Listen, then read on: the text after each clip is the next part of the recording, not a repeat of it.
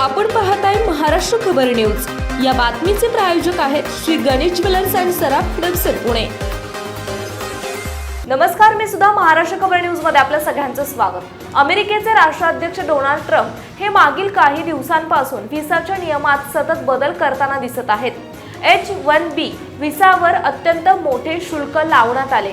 आता H-1B व्हिसासाठी तब्बल 88 लाख रुपये शुल्क भरावे लागेल। यासोबतच त्यांनी L-1 व्हिसातही बदल केले आहेत। भारतीय मोठ्या संख्येने अमेरिकेमध्ये H-1B व्हिसावर राहतात। नवीन नियमानंतर मोठा धक्का भारतीयांना बसला आहे। डोनाल्ड ट्रम्प प्रशासनाच्या प्रस्तावित विद्यार्थी व्हिसा नियमांविरुद्ध उघड निषेध सुरू केला आहे।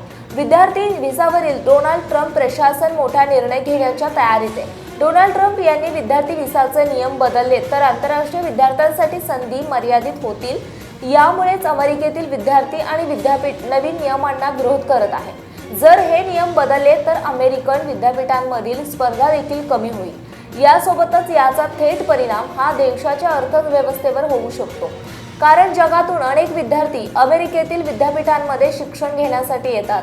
बदलामुळे F-1 विद्यार्थी व्हिसासाठी दीर्घकालीन कालावधीची स्थिती DS धोरण रद्द होईल। त्याऐवजी F-1 विद्यार्थी आणि J-1 एक्सचेंज व्हिजिटर व्हिसाची मर्यादा जास्तीत जास्त 4 वर्षांपर्यंत मर्यादित करण्याचा प्रस्ताव आहे। नवीन नियमाला विरोध होण्याचे कारणही तेवढेच मोठे आहे। आकडेवारीनुसार अमेरिकेचे विद्यार्थी पदवी घेण्यासाठी 4 पेक्षा अधिक वर्ष घेतात। नवीन नियमानुसार बॅकलॉग होऊ शकतो। आपण पाहताय महाराष्ट्र खबर न्यूज। या बातमीचे प्रायोजक आहेत Shri Ganesh jewellers and Saraf Hadapsar Pune.